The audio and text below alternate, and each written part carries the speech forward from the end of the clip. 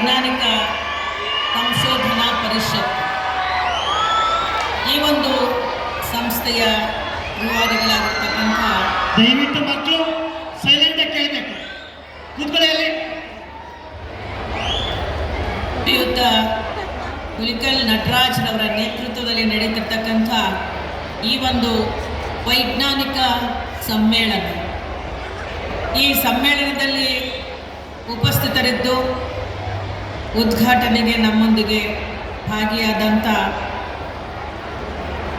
ಶ್ರೀಯುತ ಆರ್ ಪಾಟೀಲ್ ಜಿಯವರಿಗೂ ಮತ್ತು ಈ ಒಂದು ಸಂದರ್ಭದಲ್ಲಿ ಈ ಕಾರ್ಯಕ್ರಮದ ಯಶಸ್ಸಿಗಾಗಿ ದುಡಿದಿರ್ತಕ್ಕಂಥ ಪರಿಷತ್ತಿನ ರಾಜ್ಯ ಮಟ್ಟದ ಅಧ್ಯಕ್ಷರು, ಉಪಾಧ್ಯಕ್ಷರು, ಪದಾಧಿಕಾರಿಗಳೆಲ್ಲರಿಗೂ ಸಹ, ಜಿಲ್ಲಾಧ್ಯಕ್ಷರುಗಳಿಗೂ, ಪದಾಧಿಕಾರಿಗಳಿಗೂ ಮತ್ತು ಈ ಒಂದು ಕ್ಷೇತ್ರದ ಶಾಸಕರಿಗೂ, ಈ ಒಂದು ಕ್ಷೇತ್ರದಲ್ಲಿ ಬರ್ತಕ್ಕಂಥ ಎಲ್ಲ ಗ್ರಾಮೀಣ ಭಾಗದ ಜನತೆಗೂ, ಗ್ರಾಮ ಪಂಚಾಯಿತಿಗಳ ಅಧ್ಯಕ್ಷರು, ಉಪಾಧ್ಯಕ್ಷರುಗಳಿಗೂ, ಜಿಲ್ಲಾಧಿಕಾರಿಗಳಿಗೂ, ಮುಖ್ಯ ಕಾರ್ಯನಿರ್ವಹಣಾಧಿಕಾರಿಗಳಿಗೂ ಹಾಗೂ ವೇದಿಕೆಯಲ್ಲಿ ಉಪಸ್ಥಿತರಿರ್ತಕ್ಕಂಥ ಎಲ್ಲ ಸನ್ಮಾನಿತ ಗಣ್ಯಮಾನ್ಯರೆಲ್ಲರಿಗೂ ಕೂಡ ನನ್ನ ಹೃತ್ಪೂರ್ವಕ ನಮನಗಳನ್ನು ಅರ್ಪಿಸೋದ್ರ ಮೂಲಕ ಈ ಕಾರ್ಯಕ್ರಮಕ್ಕೆ ಬಹುದೊಡ್ಡ ಶಕ್ತಿಯಾಗಿರ್ತಕ್ಕಂತಹ ಪುಟಾಣಿ ಮಕ್ಕಳಿಗೂ ಸಹ ನನ್ನ ಹೃತ್ಪೂರ್ವಕ ನಮನಗಳನ್ನು ಈ ಸಂದರ್ಭದಲ್ಲಿ ಅರ್ಪಿಸ್ತೇನೆ.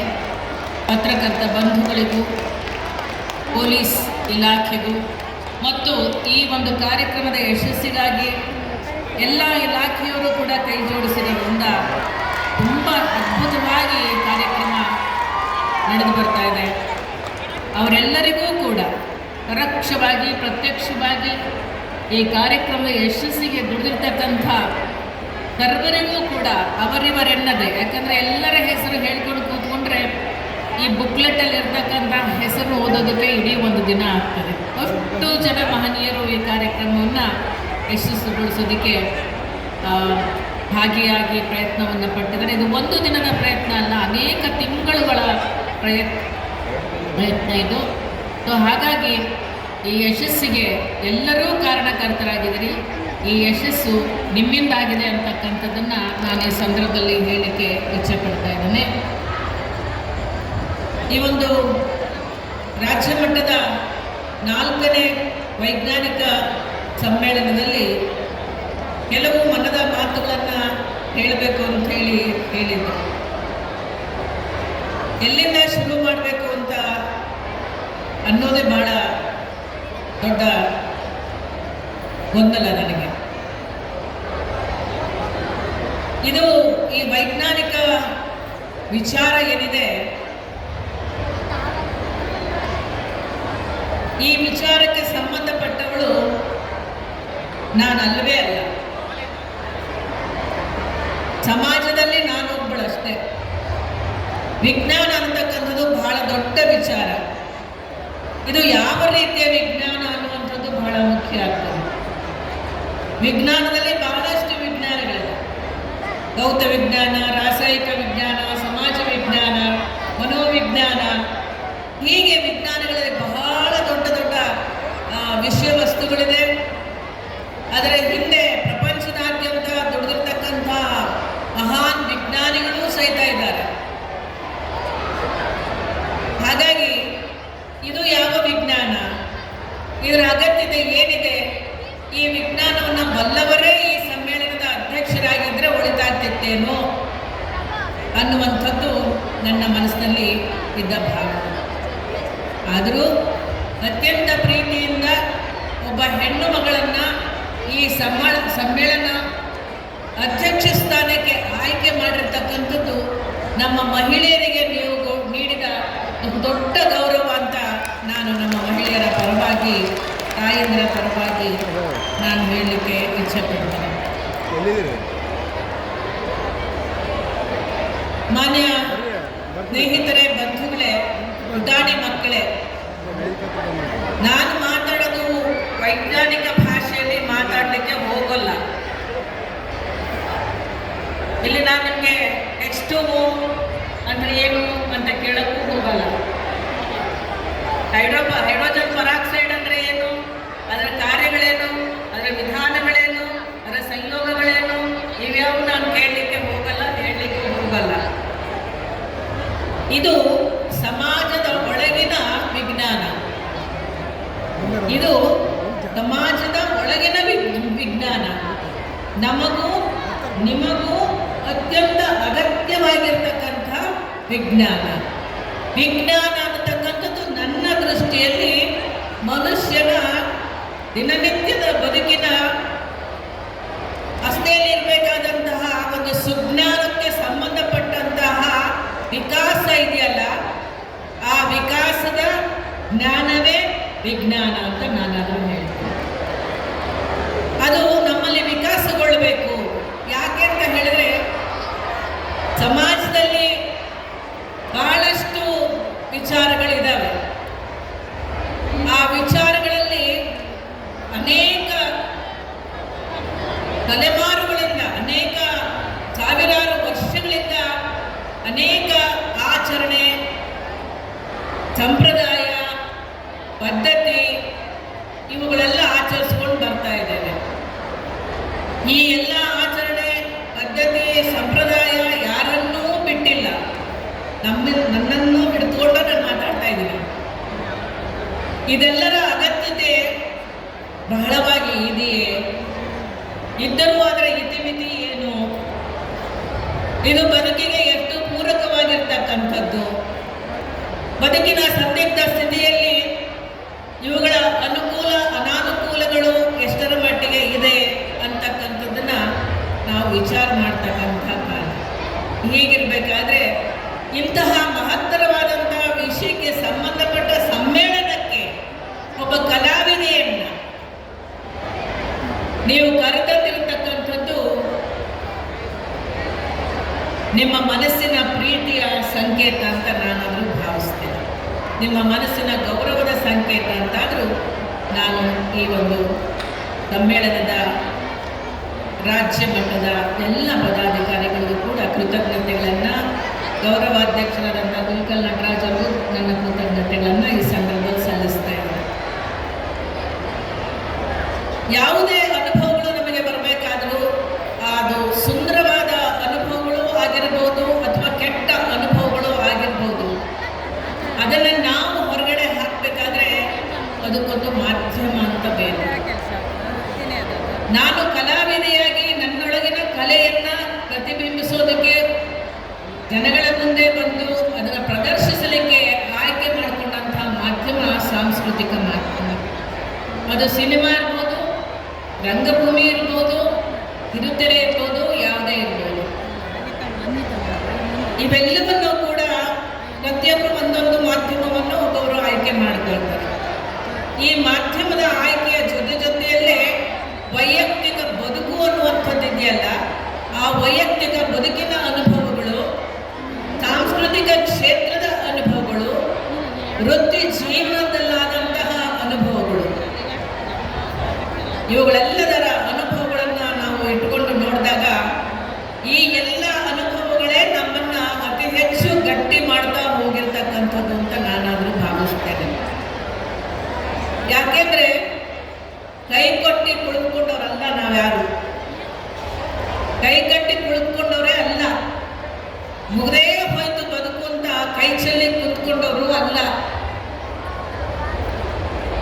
ಹೊಸ ಹೊಸ ರೀತಿಯ ಯೋಚನೆಗಳನ್ನು ಮಾಡೋದ್ರ ಮೂಲಕ, ನಮ್ಮ ಬದುಕನ್ನು ಕಟ್ಟಿಕೊಳ್ಳುವುದರ ಮೂಲಕ, ಬದುಕುಗಳನ್ನು ಕಟ್ಟಿಕೊಡುವುದರ ಮೂಲಕ, ಸಮಾಜದ ಜೊತೆಯಲ್ಲೇ ಬೆರೆತು ಮುಖ್ಯ ವಾಹಿನಿಗೆ ಬರ್ತಕ್ಕಂಥ ಪ್ರಯತ್ನವನ್ನು ಮಾಡ್ತಾ ಹೋದಾಗ ಬದುಕಿನ ಹಾದಿಯುದ್ದಕ್ಕೂ ನಮಗೆ ಸಿಕ್ಕಿದ್ದೇನಪ್ಪ ಅಂದರೆ ಒಳ್ಳೆಯ ಸಂಪರ್ಕ, ಒಳ್ಳೆಯ ಚಿಂತನೆಗಳು, ಸ್ವಯಂ ಚಿಂತನೆ ಮಾಡುವ ಶಕ್ತಿ ಇತ್ಯಾದಿಯನ್ನೆಲ್ಲ ಕೊಟ್ಟದ್ದು ಈ ಸಮಾಜ.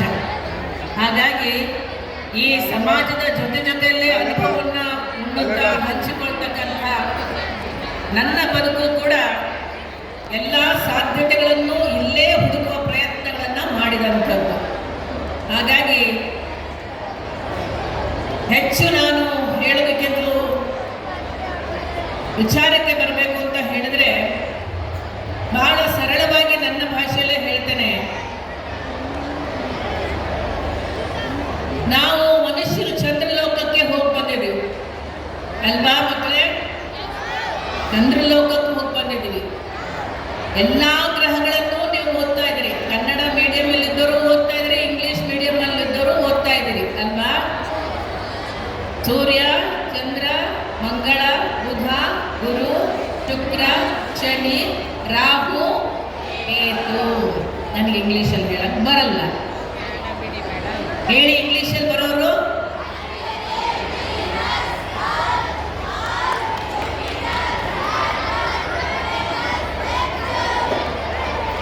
ವೆರಿ ಗುಡ್ ಅಲ್ವಾ? ಇದು ಸೈನ್ಸ್ ಅಲ್ವಾ? ಅದೇ ಸಮಾಜದಲ್ಲಿ ಧಾರ್ಮಿಕವಾಗಿ ಧರ್ಮದ ಒಳಗೆ ಬೆಟ್ಟಾಗ ಏನಾಗ್ತದೆ? ನಮಃ ಸೂರ್ಯಾಯ ಚಂದ್ರಾಯ ಮಂಗಳಾಯ ಬುಧಾಯ ಗುರು ಶುಕ್ರ ಶನಿ ವೃತ್ತ ರಾಹುವೇ ಕೇತುವೇ ನಮಃ. ಅದಕ್ಕೊಂದು ನಮಃ ಬಂದು ಸೇರಿಕೊಳ್ಳುತ್ತೆ. ಅಂದ್ರೆ ಅದು ಪೂಜೆಗೆ ಯೋಗ್ಯವಾದದ್ದು. ಅಂದ್ರೆ ಅದರ ಅರ್ಥ ಆ ಎಲ್ಲ ಗ್ರಹಗಳು ಕೂಡ ನಮ್ಮ ಬದುಕಿನ ಉನ್ನತಿಗಾಗಿ ಇರ್ತಕ್ಕಂತಹ ವಿಚಾರಗಳೇ ಆಗಿರ್ತಕ್ಕಂಥದ್ದು, ಅಂಶಗಳೇ ಆಗಿರ್ತಕ್ಕಂಥದ್ದು. ಹೌದಲ್ವ? ಆಗಿರ್ತಕ್ಕಂತಹ ಸಂದರ್ಭದಲ್ಲಿ ಅವುಗಳ ಬಗ್ಗೆ ಭಯ ಯಾಕೆ? ಹೌದಲ್ವಾ? ಸೂರ್ಯನ ಬಗ್ಗೆ, ಚಂದ್ರನ ಬಗ್ಗೆ, ಮಂಗಳನ ಬಗ್ಗೆ, ಬುಧನ ಬಗ್ಗೆ, ಗುರು ಶುಕ್ರ ಶನಿ ವೃಷ ರಾಹು ಕೇತುವೆ ಅನ್ನುವಾಗ ಆ ಗ್ರಹಗಳ ಬಗ್ಗೆ ನಮಗೆ ಭಯ ಯಾಕೆ? ನಮ್ಮ ಒಳಿತಿಗಾಗೇ ಇರುವಂಥದ್ದು ಅಂದ ಮೇಲೆ ನಮ್ಮಲ್ಲಿ ಭಯ ಇರಬಾರ್ದಲ್ವಾ? ಆ ಭಯಗಳನ್ನ ನಮ್ಮನ್ನ ಆವರಿಸಿ ಆಕ್ರಮಿಸ್ಕೊಂಡು ನಮ್ಮಲ್ಲಿ ಒಂದು ರೀತಿಯ ಗೊಂದಲಗಳನ್ನ ಸೃಷ್ಟಿ ಮಾಡ್ತಕ್ಕಂಥ ವಿಚಾರಗಳಿದೆಯಲ್ಲ, ಅದೇ ನಮಗೆ ಬಹಳ ದೊಡ್ಡ ಪ್ರಶ್ನೆ. ದ ಬಿಗ್ ಕ್ವೆಶ್ಚನ್ ಅಲ್ವಾ? ಅಯ್ಯಯ್ಯೋ, ರಾಹುಕಾಲ, ಗುಳಿಕಾಲ, ಕೇತು ಹಾಗೆ ಮಾಡ್ತಾರೆ, ರಾಹು ಹೀಗೆ ಮಾಡ್ತಾರೆ. ಇದೆಲ್ಲವನ್ನೂ ಕೂಡ ಮನುಷ್ಯನೇ ನಾವೇ ಮಾಡಿಕೊಂಡಿರ್ತಕ್ಕಂತಹ ವಿಚಾರಗಳು. ಮನುಷ್ಯ ಹುಟ್ಟಿದಿನಿಂದ ಇಲ್ಲಿವರೆಗೂ ಇಷ್ಟೆಲ್ಲ ನಾವು ಪ್ರಯೋಗಗಳನ್ನು ಮಾಡೋದ್ರ ಮೂಲಕ, ಆವಿಷ್ಕಾರಗಳನ್ನ ಮಾಡೋದ್ರ ಮೂಲಕ ನಾವು ಮುಂದೆ ಬಂದಿದ್ದೀವಿ ಅಂತ ಹೇಳಿದ್ರೆ, ಇವತ್ತು ಆವಿಷ್ಕಾರಗಳು ನಡೀತಾ ಇದ್ದಾವೆ ಅಂತ ಹೇಳಿದ್ರೆ ಅದರಲ್ಲಿ ಪ್ರಶ್ನೆಗಳಿಲ್ಲದೆ ಪ್ರಯೋಗಗಳಾಗಿಲ್ಲ, ಪ್ರಯೋಗಗಳಿಗೆ ಪ್ರಶ್ನೆಗಳಿಂದಲೇ ಉತ್ತರಗಳು ಕೂಡ ಸಿಕ್ಕಿರ್ತಕ್ಕಂಥವು. ಈ ಗೊಂದಲಗಳೆಲ್ಲವೂ ಕೂಡ ನಮಗೆ ಪರಿಹಾರ ಆಗಬೇಕು. ಎಲ್ಲಿ ಪರಿಹಾರ ಆಗತ್ತೆ? ನಮ್ಮ ಮನಸ್ಸಿನ ಒಳಗೆ ಪರಿಹಾರ ಆಗತ್ತೆ. ಇದು ಬಹಳ ಮುಖ್ಯ. ಹೌದೋ ಇಲ್ಲೋ? ನಮ್ಗೆ ಏನೇ ಸಮಸ್ಯೆಗಳು ಬರಲಿ, ನಮಗೆ ಪಾಠ ಓದೋದು ಕಷ್ಟ ಆಗ್ತಾ ಇದೆ ಅಂತ ಹೇಳಿದ್ರೆ ಹೋಗ್ಬಿಟ್ಟು ದೇವರ ಪೂಜೆ ಮಾಡ್ಕೊಂಡು ನಾವು ಬಂದು ಕೈ ಮುಕ್ಕೊಂಡು ಸರಸ್ವತಿಯ ಧ್ಯಾನ ಮಾಡಿಕೊಂಡು ಕೂತ್ಕೊಳ್ತೀವಿ. ಆದರೆ ಸರಸ್ವತಿನೇ ಬಂದು ಬಾಯ್ಪಾಠ ಮಾಡ್ತಾರ? ಸರಸ್ವತಿನೇ ಬಂದು ನಿಮಗೆ ಎಕ್ಸಾಮಲ್ಲಿ ಬಂದು ಕೂತು ಬರೆದು ಕೊಡ್ತಾರ? ಇಲ್ಲ. ನಿಮ್ಮ ಸ್ವಯಂ ಪ್ರಯತ್ನ, ನಿಮ್ಮ ಬುದ್ಧಿಶಕ್ತಿ, ಎಲ್ಲವನ್ನೂ ಅರ್ಥ ಮಾಡ್ಕೊಳ್ತಕ್ಕಂಥ ಶಕ್ತಿ ಮನುಷ್ಯನಿಗೆ ಕೊಟ್ಟಿರ್ಬೇಕಾದ್ರೆ ನಾವು ಯಾಕೆ ಬೇರೆ ಬೇರೆದನ್ನ ಅವಲಂಬಿಸ್ತಾ ಇದ್ದೇವೆ? ನೀವೆಲ್ಲ ಬಹಳ ದೊಡ್ಡ ಸಮಾಜದಲ್ಲಿರ್ತಕ್ಕಂಥ ಸಾಮಾನ್ಯ ವ್ಯಕ್ತಿಗಳು ಬಹಳ ದೊಡ್ಡದಾಗಿ ವಿಜ್ಞಾನಿಗಳ ಹಾಗೆ ಯೋಚನೆ ಮಾಡಬೇಕಾಗೇನಿಲ್ಲ. ನಮ್ಮ ಸುತ್ತಮುತ್ತಲು ನಡೀತಕ್ಕಂತಹ ಮಾನವನ ಮೂಲಭೂತ ನಡವಳಿಕೆಗಳನ್ನ ನಾವೇನು ನಡ್ಕೊಳ್ತೀವಲ್ಲ ದಿನನಿತ್ಯದ ಬದುಕಿನಲ್ಲಿ, ಆ ನಡವಳಿಕೆಗಳನ್ನ ನಾವು ಸ್ವಲ್ಪ ಹೊರಗೆ ಹಚ್ಚಿ ಅಂತರಾತ್ಮದಲ್ಲಿ ನಾವು ವಿಶ್ಲೇಷಣೆ ಮಾಡ್ತಾ ಹೋದ್ರೆ, ನಮ್ಮಲ್ಲಿರ್ತಕ್ಕಂಥ ವಿವೇಕವನ್ನು ಉಪಯೋಗಿಸ್ಕೊಳ್ತಾ ಹೋದ್ರೆ, ಈ ಪರಾಧೀನತೆ, ಈ ಅಂಧಶ್ರದ್ಧೆ ಆಚರಣೆಗಳು, ಮನುಷ್ಯನ ಬದುಕಿಗೆ ಪೂರಕವಾದಂತಹ ಶ್ರದ್ಧೆಗಳು, ಈ ಎಲ್ಲವೂ ಕೂಡ ಅರ್ಥ ಆಗ್ತಾ ಹೋಗ್ತವೆ. ಯಾವುದು ಮನುಷ್ಯನ ಬದುಕಿಗೆ ಪೂರಕ, ಯಾವುದು ಮನುಷ್ಯನ ಬದುಕಿಗೆ ಅಲ್ಲ ಅಂತಕ್ಕಂಥದ್ದನ್ನ ನಾವು ಕಂಡುಕೊಳ್ತಾನೆ ಹೋಗಬಹುದು. ಈ ಒಂದು ಸಣ್ಣ ವಿವೇಚನೆ, ನಮ್ಮ ಬುದ್ಧಿಶಕ್ತಿ, ನಾವೇ ಸ್ವತಃ ಯೋಚನೆ ಮಾಡ್ತಕ್ಕಂತಹ ಶಕ್ತಿ, ಯಾವುದು ಸರಿ ಯಾವುದು ತಪ್ಪು, ಯಾವುದನ್ನು ಅಳವಡಿಸಿಕೊಂಡರೆ ನಮ್ಮ ಉನ್ನತಿ ಅಂತಕ್ಕಂಥದ್ದ ನಮ್ಮಲ್ಲಿರ್ತಕ್ಕಂಥ ಈ ಬುದ್ಧಿಶಕ್ತಿಯನ್ನು ಉಪಯೋಗ ಮಾಡಿಕೊಂಡ್ರೆ ನಮ್ಮ ಬದುಕು ಸುಸ್ಥಿರವಾಗಿ ಸುಂದರವಾಗಿ ಇರ್ತದೆ. ಈ ಆಚರಣೆಗಳು ವಿಚಾರಗಳು ಎಲ್ಲವೂ ಕೂಡ ತಪ್ಪು ಅಂತಕ್ಕಂಥದ್ದು ನಾನು ಮಾತಾಡಲಿಕ್ಕೆ ಹೋಗಲ್ಲ. ಇದೆಲ್ಲವೂ ಒಂದು ಭಾವನೆಗಳು ಅಷ್ಟೇ. ಎಲ್ಲ ಭಯಗಳು ಎಲ್ಲವೂ ಕೂಡ ಒಂದು ನಮ್ಮ ಮನಸ್ಸಿನಲ್ಲೇ ಇರ್ತಕ್ಕಂಥ ಸುಪ್ತವಾಗಿರ್ತಕ್ಕಂಥ ಭಾವನೆಗಳು. ಈ ಭಾವನೆಗಳ ಮೇಲೆ ಯಾರು ದಾಳಿ ಮಾಡ್ತಾ ಇದ್ದಾರೆ ಅಂದರೆ ಸ್ವಾರ್ಥಿಗಳು. ಈ ಸ್ವಾರ್ಥಪರ ಚಿಂತನೆಗಳು, ಹಣ ಮಾಡಬೇಕು ಅಂತಕ್ಕಂಥ ವಿಚಾರವನ್ನು ಹೊಂದಿರತಕ್ಕಂಥವ್ರು ನಮ್ಮ ಮೇಲೆ, ನಮ್ಮ ದೌರ್ಬಲ್ಯದ ಮೇಲೆ, ನಮ್ಮ ಪರಾಧೀನತೆಯ ಮೇಲೆ ಸವಾರಿ ಮಾಡಿಕೊಂಡು ಅವರು ವಿಪರೀತವಾದಂಥ ದಾರಿಗಳನ್ನು ಹುಡುಕಿ ಅನೇಕ ರೀತಿಯಲ್ಲಿ ನಮ್ಮನ್ನ ಶೋಷಣೆಗೆ ಒಳಪಡಿಸ್ತಾ ಇದ್ದಾರೆ. ಎಲ್ಲ ಧರ್ಮಗಳಲ್ಲೂ ಕೂಡ ಭಕ್ತಿ, ಭಾವ, ನಂಬಿಕೆ, ಶ್ರದ್ಧೆ ಎಲ್ಲವೂ ಇದೆ. ಅವನ್ನೆಲ್ಲ ಬಲವಾಗಿ ಬಳಸಿ ಬೇರೆಯ ರೂಪದಲ್ಲಿ, ಅದು ವಿಕೃತಿಯ ರೂಪದಲ್ಲಿ ಬಳಸಿ ನಮ್ಮ ಮನಸ್ಸುಗಳ ಮೇಲೆ ನಿರ್ದಯವಾಗಿ ದಾಳಿ ಮಾಡಿ ಶೋಷಣೆಯನ್ನ ಮಾಡ್ತಾ ಇದ್ದಾರಲ್ಲ, ಅದುವೇ ನಿಜವಾದಂತಹ ಅಂಧ ನಂಬಿಕೆಗಳನ್ನು ತುಂಬತಕ್ಕಂಥ, ಮೂಢನಂಬಿಕೆಗಳನ್ನು ತುಂಬತಕ್ಕಂಥ, ಆಚಾರಗಳನ್ನು ವಿಕೃತಿಗೊಳಿಸಿ ಕಂದಾಚಾರಗಳಿಗೆ ಕರ್ಕೊಂಡು ಹೋಗ್ತಕ್ಕಂಥ ವಿಚಾರಗಳನ್ನ ಸಮಾಜದಲ್ಲಿ ನಾವು ಕಾಣಬಹುದಾಗಿದೆ. ಆದ್ರಿಂದ ಪ್ರಪಂಚ ಯಾವತ್ತು ಹುಟ್ಟಿದೆ ಆವತ್ತಿನಿಂದ ಇವತ್ತಿನವರೆಗೂ ಕೂಡ ಅನಾದಿ ಕಾಲದಿಂದ ಹುಟ್ಟಿರ್ತಕ್ಕಂತಹ ಈ ಒಂದು ಪ್ರಪಂಚ ಮಾನವನೇ ಸೃಷ್ಟಿಸಿಕೊಂಡಿರ್ತಕ್ಕಂಥ ಧರ್ಮ ಪಾಲನೆ, ಈ ಧರ್ಮ ಪಾಲನೆಗೆ ಅನುಸಾರವಾಗಿ ಹುಟ್ಟಿಕೊಂಡಿರ್ತಕ್ಕಂಥ ನಾವುಗಳೇ ಸೃಷ್ಟಿ ಮಾಡಿಕೊಂಡಿರ್ತಕ್ಕಂಥ ದೇವರು. ಕೆಲವರು ಹೇಳ್ತಾರೆ ಪ್ರಕೃತಿಯೇ ದೇವರು, ಕೆಲವರು ಹೇಳ್ತಾರೆ ನಂಬಿಕೆನೇ ದೇವರು, ಕೆಲವರು ಹೇಳ್ತಾರೆ ಕಾಯಕವೇ ದೇವರು. ಯಾವುದೇ ದೇವರನ್ನ ಹೆಸರಿನಲ್ಲಿ ನಾವು ಮನಸ್ಸಿನಲ್ಲಿ ಒಂದು ಪ್ರಾರ್ಥನೆಯನ್ನ ಮಾಡಿಕೊಂಡ್ರೂ ಕೂಡ ಅದು ನಮಗೆ ಒಳಿತಾಗುವಂತಹ ಪ್ರಾರ್ಥನೆಗಳಿದ್ದರಷ್ಟೇ ಸಾಕು ಅಂತಕ್ಕಂಥದ್ದು ಕೂಡ ನನ್ನ ಒಂದು ಅಭಿಪ್ರಾಯ. ಯಾವ ಧರ್ಮಗಳು ಕೆಟ್ಟದ್ದಲ್ಲ. ನಮ್ಮ ಭಾರತ ದೇಶ ಧರ್ಮಗಳ ಆಧಾರದಲ್ಲೇ ಇರ್ತಕ್ಕಂಥದ್ದು. ಯಾವ ಧರ್ಮವೂ ಕೂಡ ಅತಿರೇಕವಾದಂತಹ ಮನುಷ್ಯನ ಬದುಕಿಗೆ ಮಾರಕವಾದಂತಹ ವಿಚಾರಗಳನ್ನು ಬೋಧನೆ ಮಾಡೋದಿಲ್ಲ. ಎಲ್ಲ ಧರ್ಮದಲ್ಲೂ ಕೂಡ ನೀತಿಯುಕ್ತವಾದಂತಹ ಸಾರಗಳು ಇರ್ತವೆ. ಆ ಸಾರಗಳನ್ನು ತಿರಸ್ಕಾರ ಮಾಡಿ ಅನೀತಿಗಳನ್ನೇ ಬಳಸಿ ವ್ಯಕ್ತಿ ಸ್ವಾರ್ಥಿಯಾಗ್ತಾ ಹೋದಾಗ, ಮನುಷ್ಯನ ಮೇಲೆ ತನ್ನ ಸ್ವಾರ್ಥದ ಪ್ರಯೋಗಗಳನ್ನು ಮಾಡಿದಾಗ ಇದು ಬದುಕಿಗೆ ಅಗತ್ಯ ಇಲ್ಲದೆ ಇರತಕ್ಕಂತಹ ಅಂಶ ಆಗ್ತದೆ. ಆದ್ದರಿಂದ ಈ ಸರಳವಾದ ವಿಚಾರಗಳನ್ನು ನಾವು ಅರ್ಥ ಮಾಡಿಕೊಂಡ್ರೆ ಬದುಕು ಅರ್ಥಪೂರ್ಣವಾಗಿರ್ತದೆ. ಇಲ್ಲದೆ ಹೋದರೆ ಅನರ್ಥಕ್ಕೆ ದಾರಿಯಾಗ್ತದೆ ಅಂತಕ್ಕಂಥದ್ದು ನನ್ನ ಒಂದು ವಿಚಾರ. ಹೇಗೆ ನಾವು ವಿಚಾರ ಮಾಡಬೇಕು? ನಾವು ಪ್ರತಿಯೊಂದು ವಿಚಾರಗಳನ್ನು ಕೂಡ ಮಾಡಬೇಕಾದ್ರೆ ಅದಕ್ಕೊಂದು ಕ್ರಮ ಇರಬೇಕು. ವಿಚಾರಶೀಲರಾಗಬೇಕು. ವಿಚಾರಶೀಲತೆ ಅಂತಕ್ಕಂಥದ್ದು ಧರ್ಮ ವಿರೋಧವಲ್ಲ. ಧರ್ಮದಲ್ಲಿರ್ತಕ್ಕಂಥ ನೈತಿಕತೆ, ಆದರ್ಶ, ಸತ್ಯ, ನೀತಿ, ರೀತಿ ಇವೆಲ್ಲವನ್ನೂ ಕೂಡ ಮಾನವನ ಪ್ರಗತಿಗೆ ಉಪಯುಕ್ತವಾದದ್ದು ಅಂತಾರೆ. ಅದರ ಉನ್ನತಿಗೆ ಇರ್ತಕ್ಕಂಥ ಅಂಶಗಳಾದರೆ, ಧರ್ಮದ ಹೆಸರಿನಲ್ಲಿ ಅನೈತಿಕತೆ, ಅಸಹಜತೆ, ಅಸತ್ಯ, ಅನೀತಿ ಇವುಗಳನ್ನು ಬೋಧಿಸುವುದು, ನಮ್ಮ ಬದುಕು ಮುನ್ನುಗ್ಗಿ ಹೋಗತಕ್ಕಂಥದ್ದಕ್ಕೆಲ್ಲ ಅಡ್ಡ ಹಾಕಿ ಅದನ್ನು ಹಿಂದೆ ಎಳೆಯತಕ್ಕಂಥ ಶಕ್ತಿಗಳನ್ನು ಪ್ರಶ್ನಿಸುವುದರ ಮೂಲಕ, ಪ್ರತಿಭಟಿಸುವುದರ ಮೂಲಕ, ಖಂಡಿಸುವುದರ ಮೂಲಕ ನಮ್ಮ ಧೈರ್ಯವನ್ನು ಪ್ರದರ್ಶನ ಮಾಡದೆ ಹೋದರೆ, ವಾರ್ತೆಗಳು ಹಾಕಿಕೊಟ್ಟಂತಹ ಮಾರ್ಗದಲ್ಲಿ ನಾವು ಮುಳುಗಿ ಹೋದರೆ ಬದುಕು ಸಾರ್ಥಕತೆಯನ್ನು ಕಾಣೋದಕ್ಕೆ ಸಾಧ್ಯವೇ ಇಲ್ಲ. ವಿಕಾಸದ ಕಡೆಗೆ ನಾವು ಹೋಗ್ಲಿಕ್ಕೂ ಸಾಧ್ಯ ಇಲ್ಲ. ವಿಕಾಸ ಅಂತಕ್ಕಂಥದ್ದು ಒಂದು ಛತ್ರಿ ಇದ್ದ ಹಾಗೆ. It is like an umbrella. ವಿಕಾಸ, ಡೆವಲಪ್ಮೆಂಟ್, ಹೌದು ಇಲ್ಲೋ? ಅದು ಒಂದು ಅಂಬ್ರೆಲಾ ಇದ್ದ ಹಾಗೆ, ಬಹಳ ವಿಶಾಲವಾದದ್ದು. ನಮಗಿಂತ ಬಹಳ ವಿಶಾಲವಾಗಿ ನಮ್ಮನ್ನು ಪ್ರೊಟೆಕ್ಟ್ ಮಾಡುತ್ತೆ. ಹಾಗೆ ಒಂದು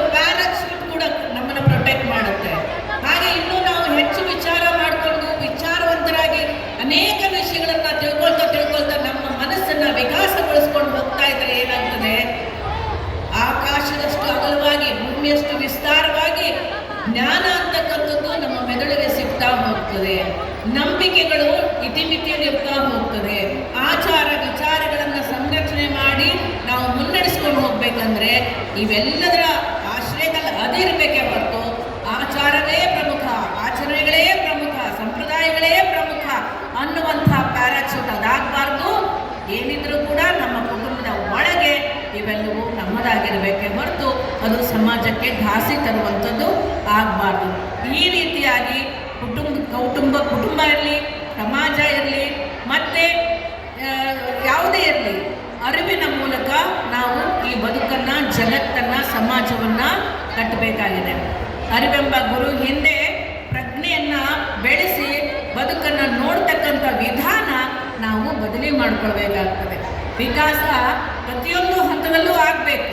ಮೇಲು ಕೀಳು, ಬಡವ ಶ್ರೀಮಂತ, ಜಾತಿ ಉಪಜಾತಿ, ಧರ್ಮಗಳು ಇವೆಲ್ಲವನ್ನು ಮೀರಿ ಮನುಷ್ಯನನ್ನು ಶೋಷಿಸದೆ ಮನುಷ್ಯತ್ವದಿಂದ ನಾವು ನೋಡಬೇಕು. ಮನುಷ್ಯನ ಬದುಕಿನಲ್ಲಿ ಆಗುವ ಕಷ್ಟ ಸಂಕಷ್ಟಗಳ ಪರಿಹಾರ ನೈಜವಾಗಿಯೇ ಪರಿಹಾರ ಆಗಬೇಕು, ಸಹಜವಾಗಿಯೇ ಪರಿಹಾರ ಆಗಬೇಕು, ವೈಜ್ಞಾನಿಕವಾಗಿಯೇ ಸಿಗುವಂತಾಗಬೇಕು, ಅದರಿಂದಲೂ ಪರಿಹಾರ ಸಿಗಬೇಕು. ಇದನ್ನು ನಾವು ಜನರು ಅರ್ಥ ಮಾಡಿಕೊಳ್ಬೇಕು. ಜನರು ಅಂದರೆ ಯಾರು? ಮೌಢ್ಯದಿಂದ ಯಾರೂ ಹೊರತಾಗಿಲ್ಲ, ಎಲ್ಲರೂ ಮೌಢ್ಯದಲ್ಲಿ ಇರ್ತಾರೆ. ಆದರೆ ಆ ಮೌಢ್ಯ ಅಂತಕ್ಕಂಥದ್ದು ಮೇಲ್ಸ್ತರದ ಜನಗಳಲ್ಲೂ ಕೂಡ ಮನೆ ಮಾಡಿಕೊಂಡಿದೆ ಅಂತಕ್ಕಂಥದ್ದು ವಿಷಾದನೀಯ ಸಂಗತಿ. ಘನತೆ, ಗೌರವ, ಸ್ಥಾನ, ಮಾನ, ಅಂತಸ್ತು ಎಲ್ಲ ಇದ್ದರೂ ಕೂಡ ಅವರು ಸಮಾಜಗಳಿಗೆ ಹೇಳುವ ಬರೀ ಇದೆಯಲ್ಲ ಅವರ ನಡವಳಿಕೆಗಳು, ಈ ವಿಚಾರದಲ್ಲಿ ಅವ್ರು ಮಾಡ್ತಕ್ಕಂಥ ಕೈಕರ್ಯಗಳು ಅದು ಕೂಡ ನಾವು ಒಪ್ತಕ್ಕಂಥದ್ದಲ್ಲ.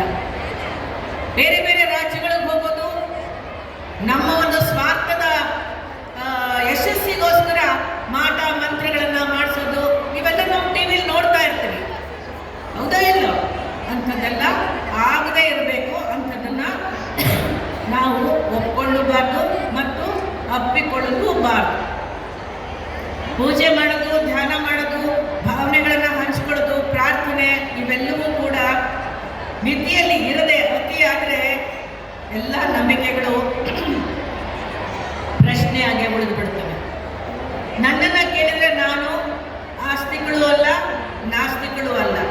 ಪರಂಪರೆಯಲ್ಲಿ ನಡೆದು ಬಂದಿರತಕ್ಕಂತಹ ಪೂಜೆ, ಧ್ಯಾನ ಇವುಗಳೆಲ್ಲವೂ ಕೂಡ ನಮ್ಮ ಮನಸ್ಸಿನ ಭಾವನೆಗಳನ್ನು ಶಾಂತಗೊಳಿಸಲಿಕ್ಕೆ ಇರ್ತಕ್ಕಂಥ ಒಂದು ಪ್ರತ್ಯೇಕವಾದಂಥ ಅಸ್ತ್ರ ಅಂತ ನಾನು ಭಾವಿಸಿದ್ದೇನೆ. ಅದು ಒಂದು ಸಾಧನ ಅಷ್ಟೇ. ಮಾನವನ ಬದುಕಿಗೆ ಪೂರಕವಾದಂಥ ಅವೈಜ್ಞಾನಿಕ ರೂಢಿಗಳನ್ನು, ಹೇರಿಕೆಗಳನ್ನು ನಾನು ಖಂಡಿತವಾಗಲೂ ವಿರೋಧಿಸ್ತೇವೆ. ಅವೈಜ್ಞಾನಿಕವಾಗಿರ್ತಕ್ಕಂಥ ನಂಬಿಕೆಗಳು ಜೀವನವನ್ನು ಆಕ್ರಮಿಸಿಕೊಳ್ಳಬಾರದು. ಅವೈಜ್ಞಾನಿಕ ಆಚರಣೆಗಳಿಂದ ಯಾವುದೇ ಪ್ರಯೋಜನವೂ ಇಲ್ಲ. ಮನುಷ್ಯನ ಬದುಕಿನ ಮೇಲೆ ನಿರಂತರವಾಗಿ ದೆವ್ವದ, ಭೂತದ ಹೆಸರಿನಲ್ಲಿ ನಡೀತಾ ಇರ್ತಕ್ಕಂಥ ದಾಳಿಗಳು ನಿಲ್ಲಬೇಕು. ಇದರಿಂದ ಮಹಿಳೆ, ಮಕ್ಕಳು ಪಾರಾಗಬೇಕು. ನೀವೆಲ್ಲರೂ ಗಮನಿಸಿ ನೋಡಿ, ಇದೆಲ್ಲದರ ಪ್ರಯೋಗ ಹದಿಹರೆಯದ ಹೆಣ್ಣು ಮಕ್ಕಳ ಮೇಲೆ, ಹಸುಳುಗಳ ಮೇಲೆ ಬಹಳವಾಗಿ ನಡೀತಾ ಇದೆ. ಮಹಿಳೆಯರು, ಮಕ್ಕಳು ಮಾನಸಿಕವಾಗಿ ದುರ್ಬಲರಾಗ್ತಾರೆ. ಕಾರಣ ಯಾಕೆ? ಬಡತನ, ಆರ್ಥಿಕ ಸ್ಥಿತಿಗತಿಗಳು, ಅಪೌಷ್ಟಿಕತೆ, ಅನಕ್ಷರತೆ, ಹಿಂಸೆ, ದೌರ್ಜನ್ಯ, ದಬ್ಬಾಳಿಕೆ, ಶೋಷಣೆ ಇತ್ಯಾದಿ ಒಟ್ಟೊಟ್ಟಿಗೆ ಕೂಡಿದಾಗ ಆ ಹೆಣ್ಣು ನೊಂದು ಹಣ್ಣಾಗಿ ಬಿಡ್ತಾಳೆ. ಮಾನಸಿಕವಾಗಿ ಕೃಷಿಗಳಾಗ್ತಾಳೆ, ಕುಸಿದು ಹೋಗ್ತಾಳೆ. ಆ ಕ್ಷಣಗಳನ್ನು ಅನುಭವಿಸೋದಕ್ಕೆ ಸಾಧ್ಯವೇ ಆಗದೆ ಭಾವನಾತ್ಮಕವಾಗಿ ಬಹಳ ಭಾವಾವೇಶಕ್ಕೆ ಒಳಗಾಗ್ತಾಳೆ. ಅವಳ ಪ್ರತಿಭಟನೆಯ ಕೂಗು, ದುಃಖದ ರೂಪ, ಚೀರಾಟ, ಹಾರಾಟ ಅವಳ ಅಸಹಾಯಕತೆಯ ದ್ಯೋತಕವೇ ಹೊರತು ಅದು ದೆವ್ವದ ಕಾಟವೂ ಅಲ್ಲ, ಭೂತ ಮೆಟ್ಟಿದ್ದೂ ಅಲ್ಲ, ದೇವರು ಸಿಟ್ಟಾಗಿದ್ದೂ ಅಲ್ಲ. ಹಾಗೆ ಭಾವಿಸಿದರೆ ಅವಾಡ ಪುರುಷರಿಗೆ, ಮಂತ್ರವಾದಿಗಳಿಗೆ ನಾವು ಲಾಭ ಮಾಡಿಕೊಟ್ಟ ಹಾಗೆ ಆಗ್ತದೆ. ಅವಳ ಮೇಲಿಂದ ಮೇಲೆ ಆದ ಪ್ರಹಾರಗಳಿಂದ ಮಾನಸಿಕ ಸ್ಥಿತಿ ಬಹಳ ದುರ್ಬಲವಾಗಿರ್ತದೆ. ಅವಳಿಗೆ ಬೇಕಾಗಿರ್ತಕ್ಕಂಥದ್ದು ಪ್ರೀತಿ, ಸಾಂತ್ವನ, ಹಾರೈಕೆ, ವೈದ್ಯರ ಸಹಾಯ. ಇದು ಕುಟುಂಬದಿಂದ ಸಿಗಬೇಕು, ಅಥವಾ ಸಮಾಜದಿಂದ ಸಿಗಬೇಕು, ಅಥವಾ ಸಂಘಟನೆಗಳಿಂದ ನೆರವು ಸಿಗಬೇಕು. ಅವರು ಇಂಥವುದನ್ನು ರಕ್ಷಿಸೋದಕ್ಕೆ, ಇದರಿಂದ ಪಾರು ಮಾಡಲಿಕ್ಕೆ ಮುಂದೆ ಬರಬೇಕು. ಇದರ ಮೂಲಕ ಎಲ್ಲರಲ್ಲೂ ಕೂಡ ಅರಿವನ್ನು ಮೂಡಿಸಬೇಕು. ಇಂತಹ ಕಾರ್ಯವನ್ನು ಇವತ್ತು ಕರ್ನಾಟಕ ವೈಜ್ಞಾನಿಕ ಸಂಶೋಧನಾ ಪರಿಷತ್ತು ನೆರವೇರಿಸ್ಕೊಂಡು ಬರ್ತಾ ಇರೋದು ನನಗೆ ಹೆಮ್ಮೆ ಸಂಗತಿ. ಇಂತಹ ಮಹತ್ ಕಾರ್ಯಕ್ಕೆ ಬೆಂಬಲ ನೀಡಿರ್ತಕ್ಕಂಥ ಸರ್ಕಾರ, ಸಂಸ್ಥೆಗಳು ಎಲ್ಲವೂ ಕೂಡ ಸ್ತುತ್ಯಾರ್ಹವಾಗಿರ್ತಕ್ಕಂಥದ್ದು. ಈ ಸಮ್ಮೇಳನದ ಅಧ್ಯಕ್ಷರಾಗಿ ನನ್ನನ್ನು ಆಯ್ಕೆ ಮಾಡಿದ್ದಕ್ಕೆ ನಿಮ್ಮೆಲ್ಲರಿಗೆ ಮತ್ತೊಮ್ಮೆ ಕೃತಜ್ಞತೆಯನ್ನು ಸಲ್ಲಿಸ್ತೇನೆ. ನನ್ನನ್ನು ಯಾಕೆ ಆಯ್ಕೆ ಮಾಡಿಕೊಂಡಿದ್ದೀರೋ ಗೊತ್ತಿಲ್ಲ. ಇಂತಹ ಅದ್ಭುತ ಅಮೃತಮಯ ಕಾರ್ಯದಲ್ಲಿ ನಾನು ಸಹ ಭಾಗಿ ಆದನಲ್ಲ ಎಂಬ ಸಾರ್ಥಕ ಭಾವನೆ ನನ್ನದು. ಅದನ್ನು ಕಲ್ಪಿಸಿಕೊಟ್ಟ ನಿಮಗೆಲ್ಲರಿಗೂ ನನ್ನ ಹೃತ್ಪೂರ್ವಕ ಧನ್ಯವಾದಗಳು. ಆಚಾರ ಯೋಗ್ಯ ತತ್ವಶಾಲಿ ವಿಚಾರಗಳು ಉಳಿಯಲಿ, ವಿಚಾರಹೀನ ಆಚರಣೆಗಳು ನಿರ್ಮೂಲವಾಗಲಿ, ಮಾನವೀಯ ಮೌಲ್ಯಗಳಿಗೆ ಒತ್ತು ನೀಡಿ ಸಾಮಾಜಿಕ ಧಾರ್ಮಿಕ ವಿಚಾರಗಳಲ್ಲಿ ವೈಜ್ಞಾನಿಕ ರೂಪ ಒಂದುಗೂಡಲಿ. ಇದರ ಮೂಲಕ ಮಾನವನ ಕಲ್ಯಾಣವಾಗಲಿ, ಸಾಮಾನ್ಯ ಮನುಷ್ಯನ ಚಿಂತನೆಗಳು ದುರ್ಬಲವಾಗದೆ ಸದ್ಬಲವಾಗಲಿ, ಮಾನವ ಧರ್ಮ ಮೇಲುಗೈ ಸಾಧಿಸಲಿ. ಇದೆಲ್ಲದರ ಸಾಧ್ಯತೆ ಇರುವುದು ಶಿಕ್ಷಣದಲ್ಲಿ. ಉತ್ತಮ ಶಿಕ್ಷಣ ಸರ್ವರ ಬದುಕಿನ ಬೆಳಕಾಗಲಿ, ಆ ಬೆಳಕು ಸರ್ವಕಾಲಿಕ ಸತ್ಯವಾಗಲಿ ಎಂದು ಹಾರೈಸುತ್ತೇನೆ. ನಾವು ಕೇಳಿದ್ದು ಹೇಳಿದ್ದು ಸುಳ್ಳಾಗಬಹುದು, ಕಲ್ಪಿಸಿಕೊಂಡದ್ದು ಸುಳ್ಳಾಗಬಹುದು. ಅದೇ ವಿಚಾರವನ್ನು ನಿಧಾನವಾಗಿ ಸಮಾಧಾನವಾಗಿ ಯೋಚಿಸಿ ಪರೀಕ್ಷಿಸಿ ವಿಶ್ಲೇಷಿಸಿದಾಗ ಸತ್ಯದ ಅರಿವಾಗುವುದು. ಆಗ ಏನು ಮಾಡಬೇಕು ಅನ್ನುವುದು ಕೂಡ ನಮಗೆ ತಿಳಿಯುತ್ತದೆ. ಹಾಗಾಗಿ ಎಲ್ಲರಿಗೂ ಒಳ್ಳೆಯದಾಗಲಿ ಎಂದು ಬಯಸಿದರೆ ಮಾನವನ ಕಲ್ಯಾಣ ಸಾಧ್ಯ. ಮಾನವನ ಜನ್ಮ ಅಮೂಲ್ಯವಾದದ್ದು. ಅವರ ಬದುಕನ್ನು ಬದುಕಲು ಬಿಡಿ. ನಿಮ್ಮೆಲ್ಲರಿಗೂ ನಮಸ್ಕಾರ, ಧನ್ಯವಾದ.